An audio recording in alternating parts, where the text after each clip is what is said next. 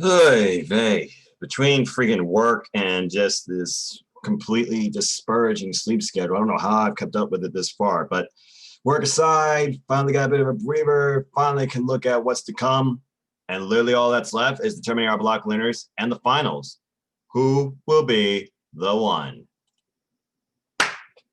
Day number 16 is in the books, and we have our B block finals now set up as we see now coming this weekend who will be the one as we are about to conclude G1 Climax 30. Hello, everybody. Good evening, good morning, good night, konnichiwa to you all. My name is Noah Foster, and I am just a simple man. And welcome once again to another simple review preview of the G1 Climax 30 as we literally approach the final days for not only both blocks, but literally the finals. And according to what I read, I believe they said that there will be live English commentary these last 3 days. So with that being said, we got a lot to be able to discuss. Let's go ahead and get right into the conversation, talking about what happened yesterday from day 16, the second to last day of B block action. We, of course, started off with our unofficial Young Lions C block in the G1, and this time it was Yoda Tsuji taking on Uya Yamera as we look to see who out of these three Young Lions can get the most singles wins now during this tour. Yoda Tsuji and Yamera, they had a really close, well-fought battle. They traded submissions. We had some high-risk maneuvers by Yoda Tsuji, for example, with the standing splash in the middle of the ring. That he got caught though in an arm bar by Uya Yamera. And then Uya Yamera, he basically fell to a Boston Crab, but he fought out of it at first and got to the ropes. But then Yoda, this surprised me. He got a bit of a giant swing into play here after the two duked it out in exchange for a little bit. Chases his arm, might add, pretty darn good. And then he finally locked in the Boston Crab again from his body, sat on it to add extra pressure, and Uyemura had no choice but to tap out. Yoda Tsuji wins. So now we have Yoda Tsuji, I believe, with 4 wins. Oh, no, excuse me, 5 wins, botch. And Uyemura now also with, I believe, 4 now, and Gabriel with 4. So this truly is anybody's contest at this point, as we look to see if Kid and Uya can overcome Yoda Tsuji, who I believe was probably made people's picks to win this C block, if you can call it that. But I thought it was a really fun competitive opener. Now, why some people have really kind of blown off, I would think, some of the B block action due to one particular person in general, and they just don't think that necessarily it hasn't been delivering. I disagree when I consider who really has been giving us memorable performances. And again, it's not about the scores, it's about those matches you remember, those takeaways you remember from those that competed. With that being said, let's go ahead and look at yesterday's action. Our opening bout was pretty darn competitive as Yoshihashi, the headhunter, he took on Kenta. Kenta, of course, playing all sorts of mind games, including messing with the man's staff, which really drew the ire of the headhunter.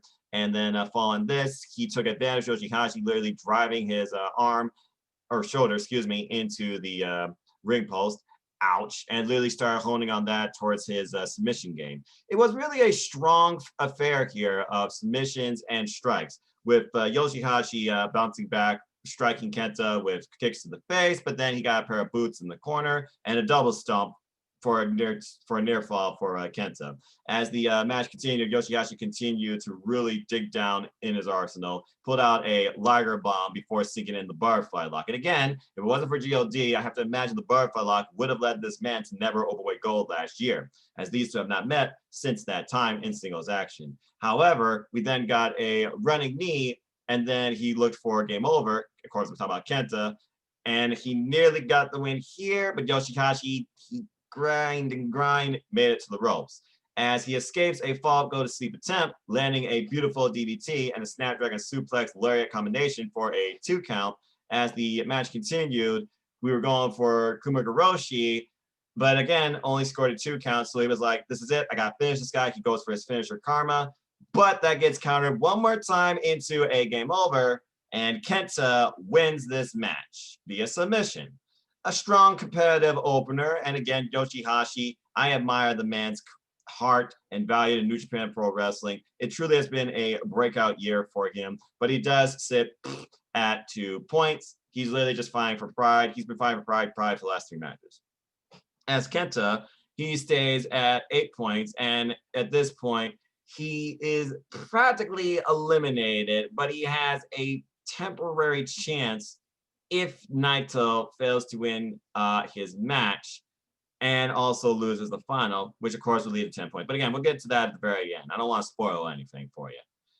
Anyway, I thought it was a really good match, though. Moving on from there, we go into a very unique competitive bout where Juice Robinson was definitely trying to play a different game, but just couldn't do it as the flamboyant one. Juice Robinson takes on submissions master, keyword submissions, Zack Sabre Jr. And these two literally traded striking for technical ability. As this match subtly began, we got some impressive grappling in the early going, but Zack Sabre Jr., of course, was able to pull off a sharp European uppercut, puts the match to his favor. Robinson, however, he got back into control, tried to go for big senton, immediately got caught in an arm bar. That is incredible ring awareness. And then he goes for the Briton, which of course follows up, further punishing the left arm. It looked like Zack Sabre Jr., he had a target already in mind, and that was weakening the left arm and then attacking the hand, thus rendering Juice Robinson's one of his best weapons, left-handed God, virtually ineffective. And it really came into play as this match continued. But Robinson, again, he really came into play here and immediately got the crowd on his side, as it looked like he literally was fighting with only one arm. Anyway, he landed a senton followed by a body slam, and then jabs with the right hands, as the crowd said Juice, followed by a spine buster. Good combination. He kept the offense going. But then, again, he tried to set up for the left-handed God, but that left arm was just lingering. I like that song, by the way, about the Cranberries. Anyway, Zack Sabre Jr., though, he basically was going for that weakness, that target. If there was like a video game, that arm probably be yellow or orange right now. But then Robinson, he locked in a superplex followed by a flying guillotine. Very impressive.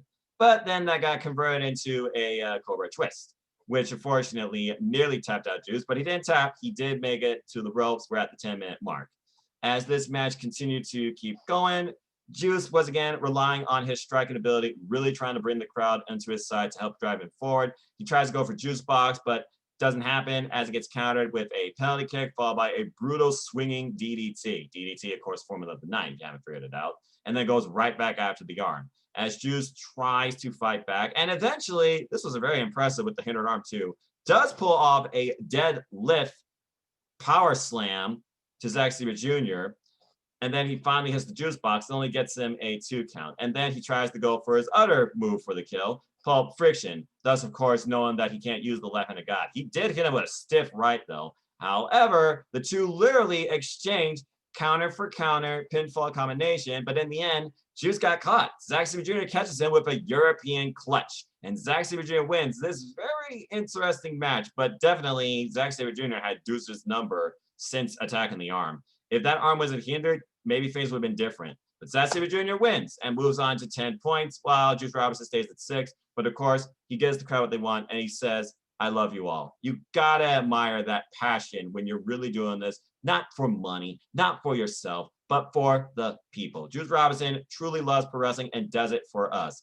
Mad respect to you, Flamboyant One. Great match by Zack Sabre Jr. And hey, he didn't tap out. He just was caught in a pinning combination. So I wouldn't mind seeing these two go at it again, but I wouldn't mind seeing Juice Robinson focus more on a technical aspect, you know, adapt, add more to his game. We'll have to wait and see. As we go into our cleaning and disinfecting break and come back from it, we then, of course, go into a world of madness. But this madness I really enjoyed, and it was anything but tranquilo for one person, as we had Toru Yano taking on double champion Tetsuya Naito. And honestly, I felt like the entrance and the pre-match rituals were longer than the match itself. I guess I was wrong.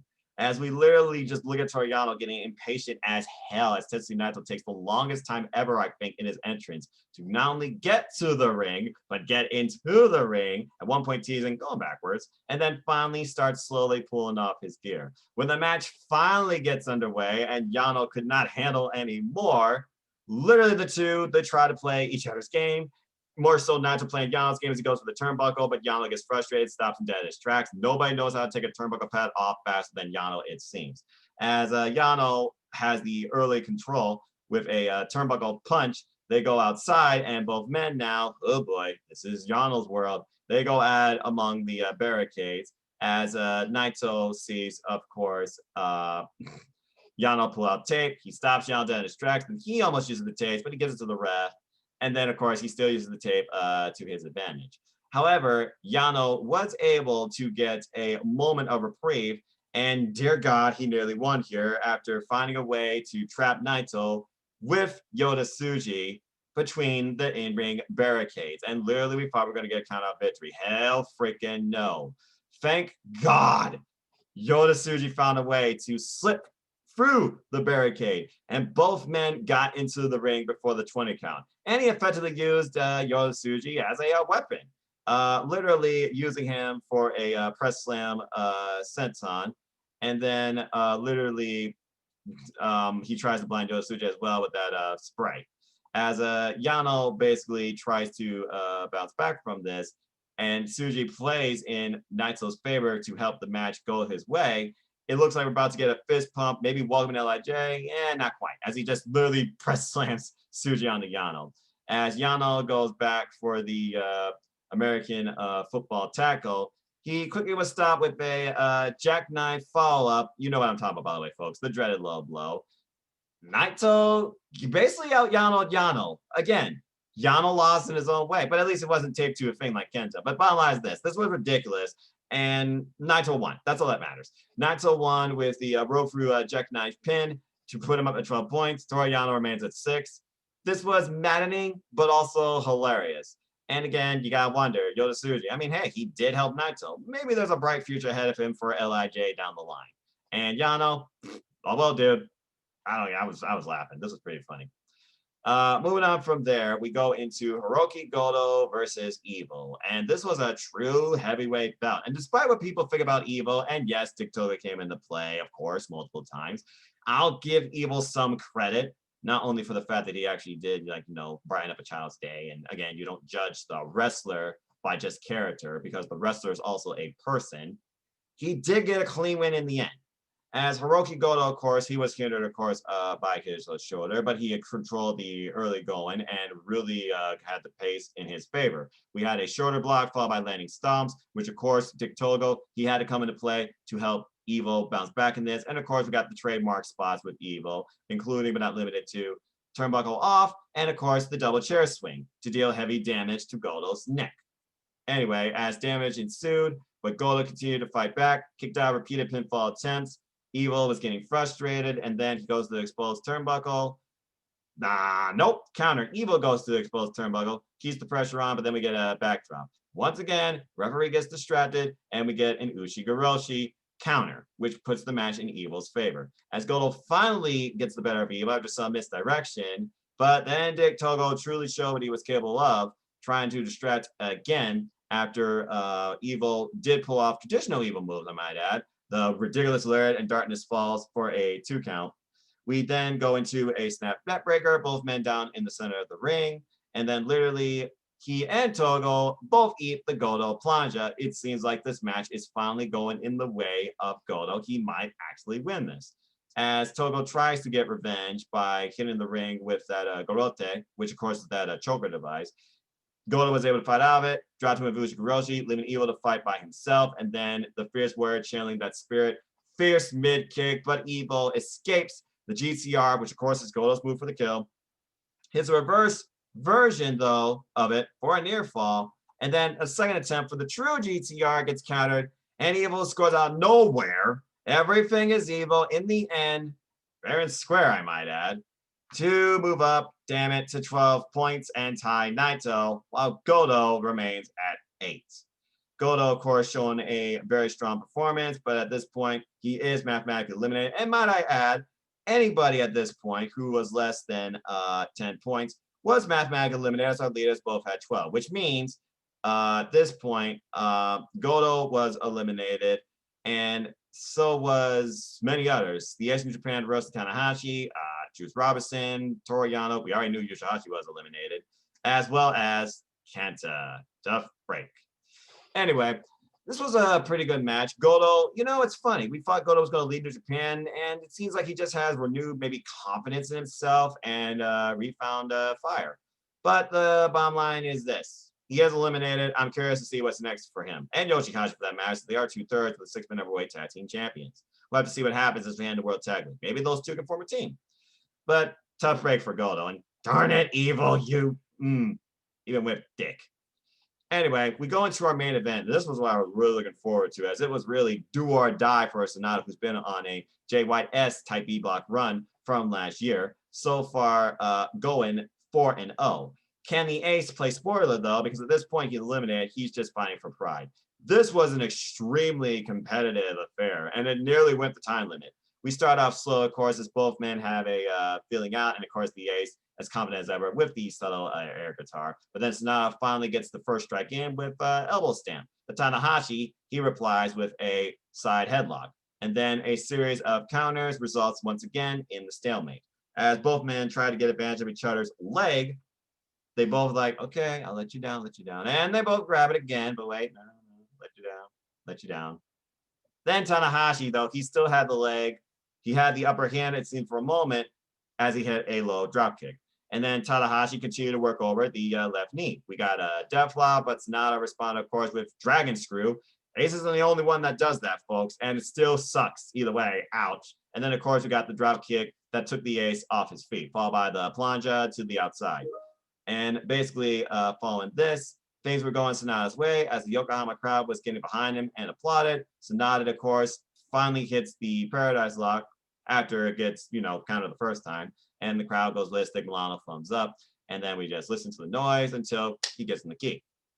Anyway, as Sanada continues to move forward, looks like he's really gone a darker approach too. No longer has a golden hair, by the way, in case you noticed. Tanahashi scores with another low drop kick, and then he goes for the highest of high fly flows, high five in the sky, from the top rope to the floor, directly hitting Cold Skull. But in the also process, he does crash his knee. And I really wonder, is the risk worth it? Even on those ringside mats, it's not like they're the softest thing out there and you're still covering concrete. That's a thin layer.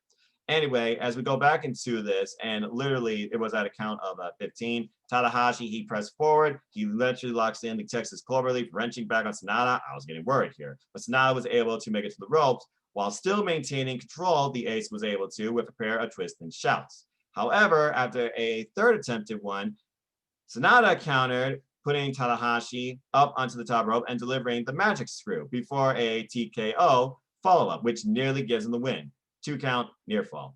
As Sanada continued forward, we know he's waiting to try and lock in the Cold Skull, but he goes, basically before that, he goes for his moonsault, his patented moonsault, until he crashes and burns. And Tanahashi finds his way back to the ring.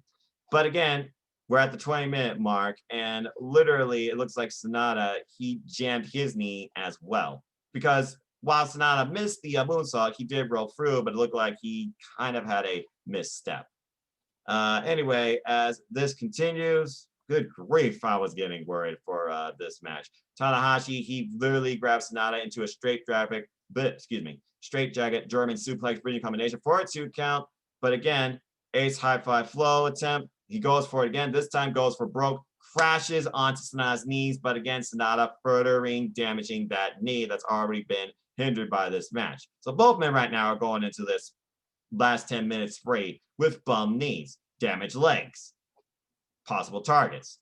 As we continue into this, there was a flip over the ropes. Sanada finally sinks the Cold Skull in, literally pressing down on the ace, just forcing his forearm underneath the ace's chin, trapping his arms behind him. But somehow Tanahashi was able to get his head free for a second. But then Sanada, he finds a way once again to trap the ace in that hold. But eventually, we do get to the ropes, or so we thought, as Sanada resists that from happening, but thinks he hinders the ace so much, he goes again, all for broke, with that moonsault. But again, Tanahashi counters now with his damaged knee and knees. And now both men were back at ground zero. The ace once again goes for the kill with grounded dragon screws, dear God, followed by a Frankensteiner, and then locks in the Texas Cloverleaf. And we're at the 25-minute mark. The clock is ticking down. Sanada almost escapes this as we literally hear him counting down the minutes, and we're only 3 minutes left,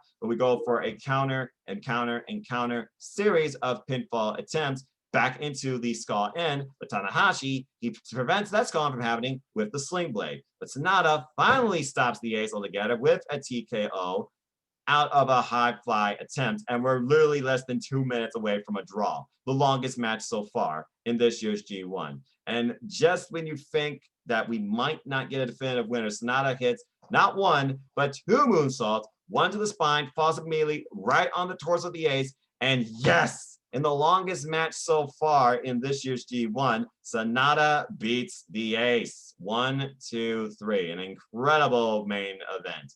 Could it rival the one he did with Okada? I don't know if I would say that from last year. Obviously, old Okada. But this was still really good. One of my favorite matches of this entire B block. And Sanada wins and moves forward and keeps himself alive with 10 points with Zack Sabre Jr. While the ace, of course, again, is effectively eliminated. But still, really good competitive match.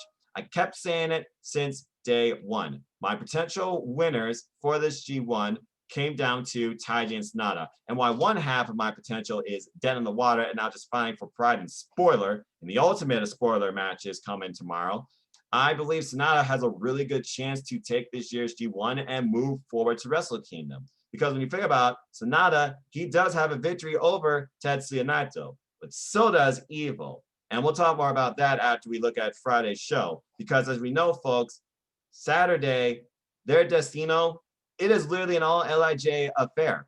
Evil wins, he wins the block, period. Because he will owe a victory not over only Naito, but Sanada. If Naito wins, he lost to Evil and Sanada. He would literally need, I believe, both men to lose, which means it would have to probably go to a draw.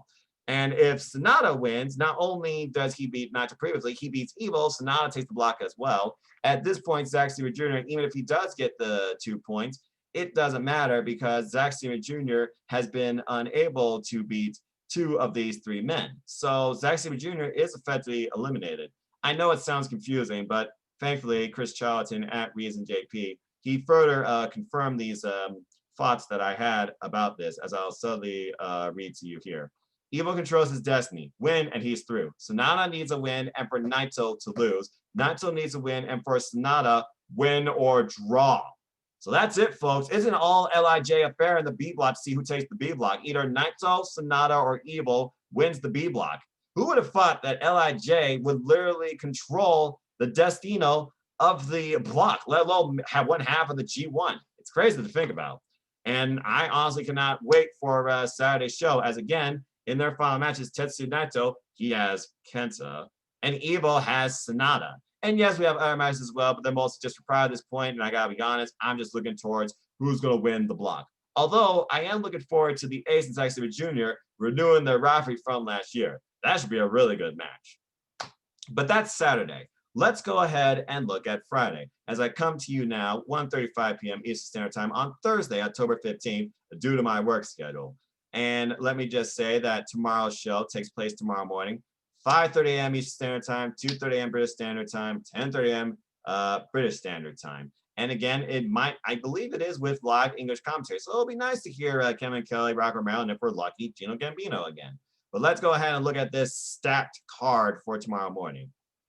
Starting, of course, with the simplest of matches, our C block, as Gabriel Kidd takes on current leader of the Young Lions run in this G1, Yota Tsuji. Gabriel Kidd was 4-5-1. Yota Tsuji is 5-4-2. The overall singles record is 5-2-1, 2-2-1 this entire tour. I just threw out a lot of numbers for y'all, but I think you get the idea. Win, loses, and draws. As we look at this, and we know Gabriel Kidd was watching on with heavy anticipation, as Yota Tsuji did get the best of Uemura. Basically, if Yota Tsuji wins this match, he basically wins this entire run. So for Gabriel Kidd, it's probably do or die, because even in a tying scenario, I think still Gabriel Kidd has more losses than both of the other men. So with that being said, it's do or die, and I think that's going to really drive him forward. So I am actually going to go with Gabriel Kidd bringing this thing to 5-5. I would love for this to come down to 5-5-5. Come the end of Saturday's show, and then Sunday at the finals, maybe we have a really unique idea. The first Young Lions, I can't remember the last time this happened, triple threat to crown the ultimate winner. But we're gonna have to wait and see. Honestly, Uemura, he's probably just hoping for a draw at this point. So good luck to all three, but especially these two, Kid and Yosuji, but I'm going with Kid for the win. Now, let's go ahead and get into the meat of the card. G1 Climax 30 A block finale action. Some matches for pride, some matches are do or die. This one is more so for pride as both men are mathematically eliminated. But this should be very interesting because it is a first singles meeting. As Jeff Cobb, who has 8 points and really has had an impressive run in this year's G1, he takes on in his final match, and I feel like people are already running this guy off. Poor Tokyo Pimp. Yujiro Takahashi, who still has 0. This is his last opportunity to complete the G1 without being scoreless. He's going to have to pull every possible trick, move, and scenario out of his bag if he's going to hope of winning this match. Because we've seen what Jeff Cobb can do with that hybrid grappling heavyweight capabilities. So again, who wants it more is what it comes down to. Cobb's already impressed. Is he just going to wrestle his morals? I highly doubt that. So with that being said, I don't want to say this, but it just seems more likely than anything else. I think Jeff Cobb's going to beat this guy and end this thing double digits with 10 points, while Yujiro ends this scoreless. And you wonder how that really is going to impact his future in Bullet Club, because I feel like there's changes in Bullet Clubs to come because some people are worried that we might have an all Bullet Club finale. And honestly, that could be a very awkward thing. But with that being said, Takahashi, he did have some impressive offense against Kota Ibushi. But can he bring even more here and can he overcome the Hawaiian Juggernaut? I just don't think so. I'm sorry. That's all I have to say about that. But good luck to both. And Yujiro, hey, you made it into the G1. You got that at least to remember.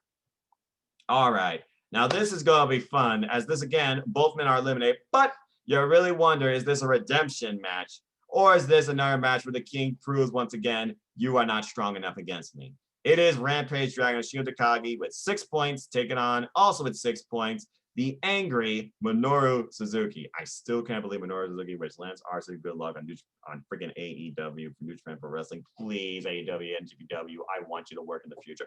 Sorry, going off the weeds.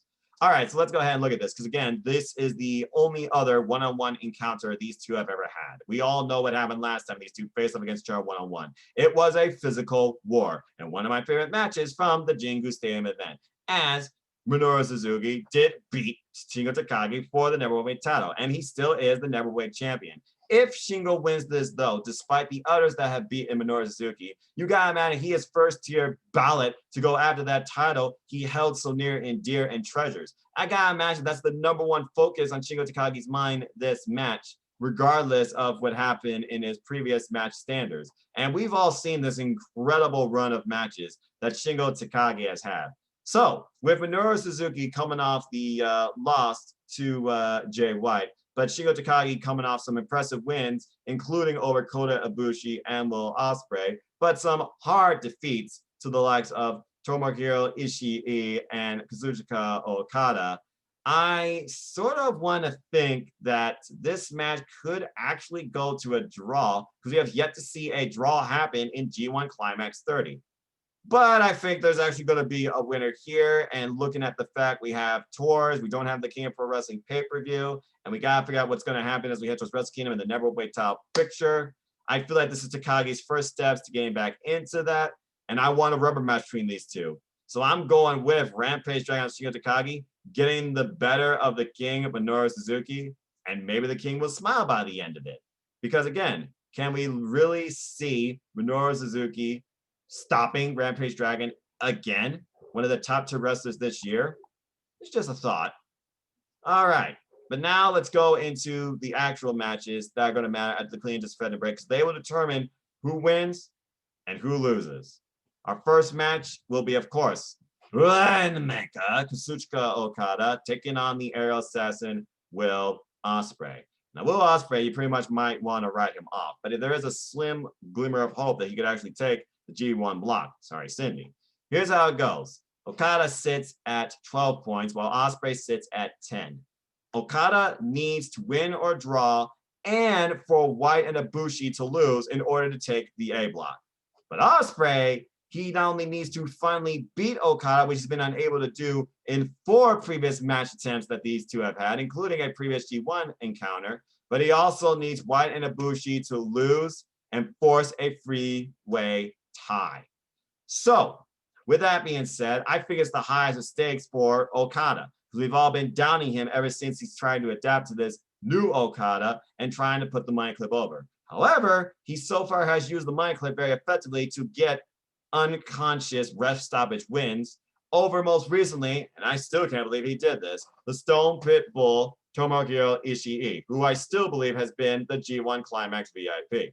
Now, with that being said, I look at Okada's run, I look at Okada's future. I look at Wrestle Kingdom's main event setup picture. Okada is still one of the top tier, biggest names in New Japan Pro Wrestling. He's going to be on the marquee in some way or capacity. That I absolutely believe. But I look at Will Ospreay and his run and how driven he is and the amount of losses he's coming off, not to mention he's never beaten Okada. But I wonder who can push Okada so far to the point he's not only using a short arm Lariato, not quite the Rainmaker, but shades of it, but can he actually pull out the Rainmaker from the Rainmaker himself or use it himself, as Shingo suddenly did.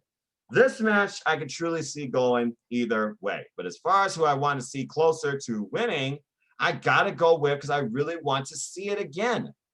I want to see the old Rainmaker. I feel like him winning this might push him towards that in some capacity, because he's got to see how much this mind clip, it's difficult for him to get the win off it. Yes, Jim wins when he finally locks it in, it seems, but a lot of people have been able to escape it. So with that being said, he's really going to have to rely on a lot here to hold down Will Ospreay, even though Will Ospreay doesn't have nearly as much body mass as Shingo Takagi or Minoru Suzuki, some would say.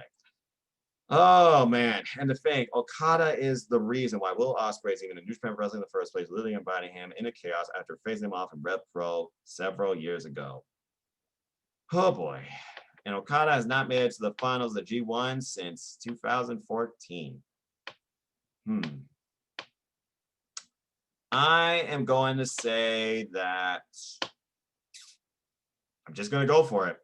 I'm going to go with history this time. I think, Ospreay, your time is done in this year's G1. Hell of an effort. I think Okada somehow is going to pull out the win here and keep his hopes alive and really look at White or Ibushi's match. Because basically, he needs White and Ibushi to lose their matches respectively. They're not facing off against each other. This isn't a rematch of the finale of last year. But both men literally hold fate in their hands. And honestly, these last 2 matches are the top 2 matches I am looking forward to this entire weekend.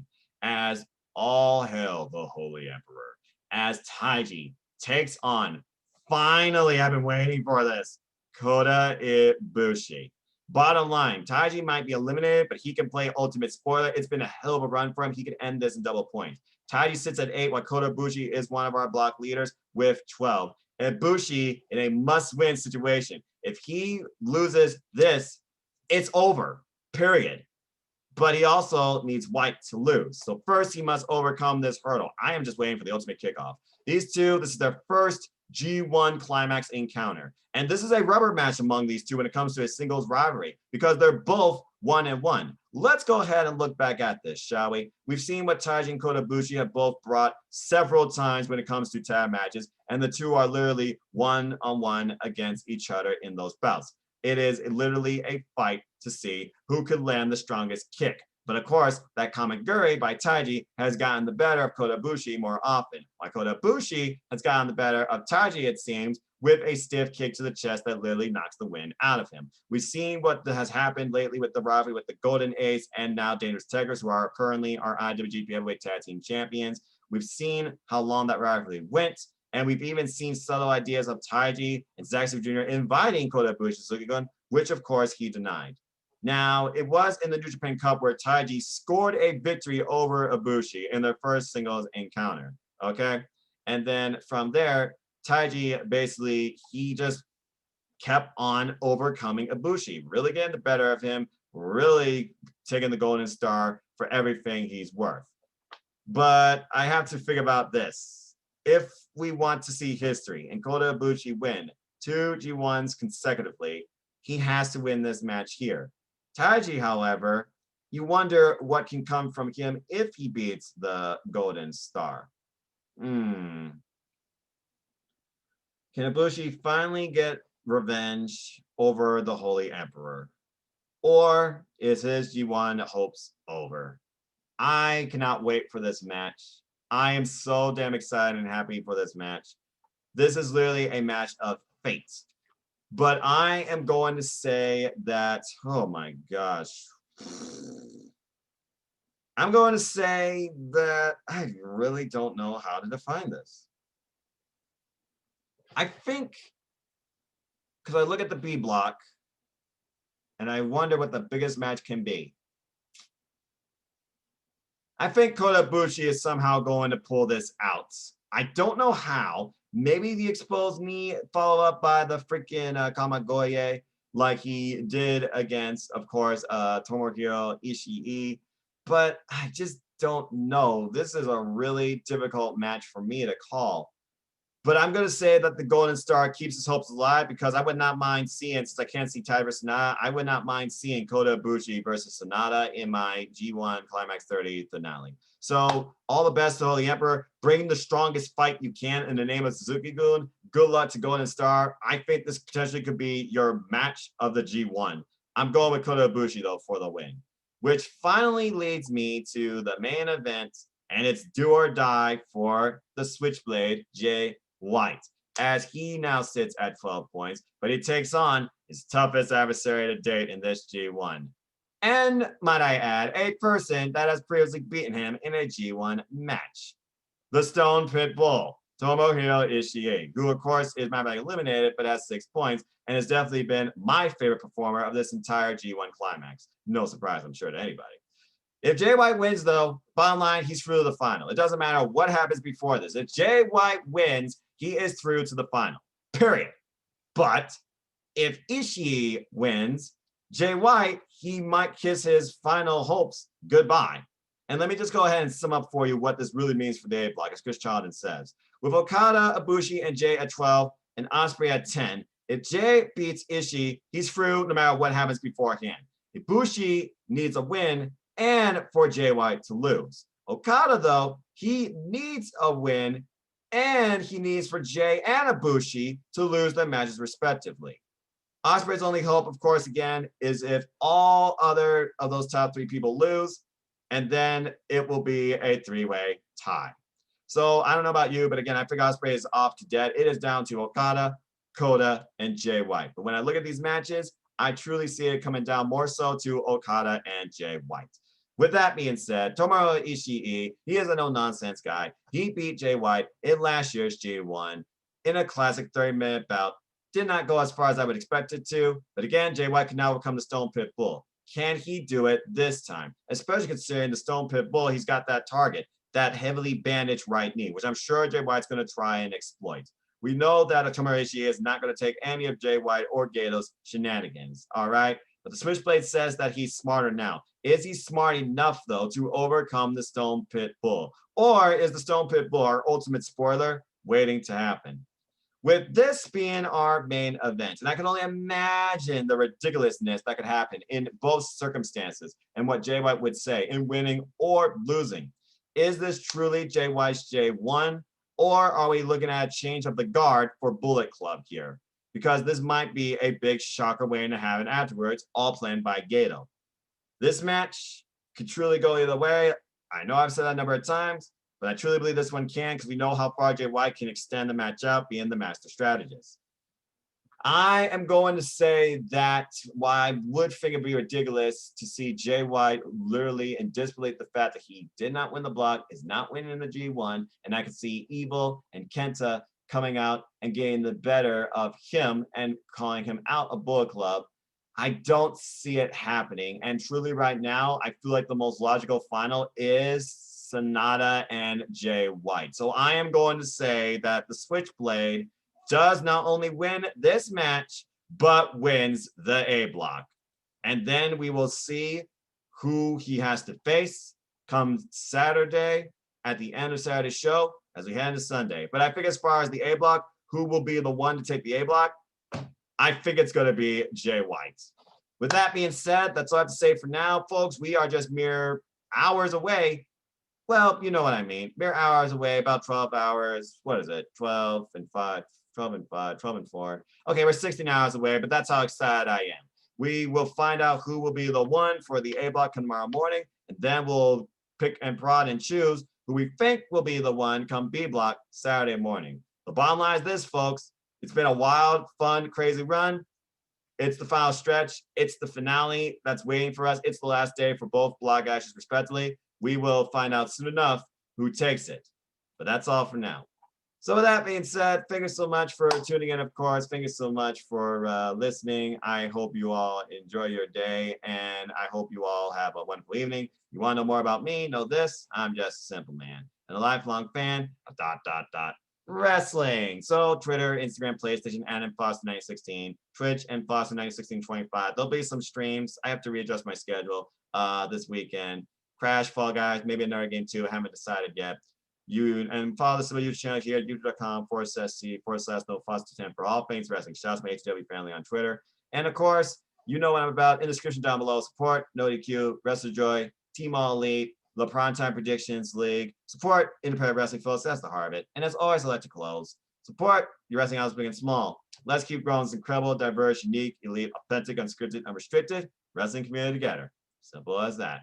With that being said, thank you so much for tuning in. Please like, share, subscribe, comment, tell a friend, hit the bell, no next video goes on this channel. Hit the subscribe button, help me keep growing this channel. Shout out to all 168 that's been with me on this fun YouTuber creator's journey. With more gaming and wrestling content to come, it's not laying up anytime soon. As I literally am within 9 days of my 2 anniversary as a YouTuber, there'll be a special simple stream for that too.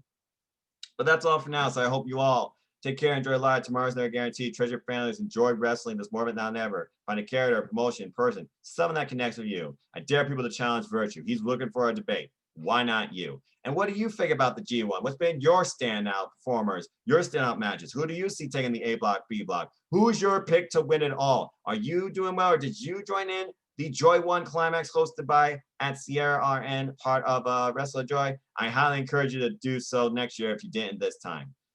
So that's it for now. I'm going to rest now that I finally can for a little bit. And then I got some work later this afternoon. But I hope you all just stay safe, positive, and enjoy your day or night too, wherever you might be in this fine world, whether it's gray, orange, dark, or blue. Gokigenyo, sayonara. Oh my gosh, this has been a crazy G1.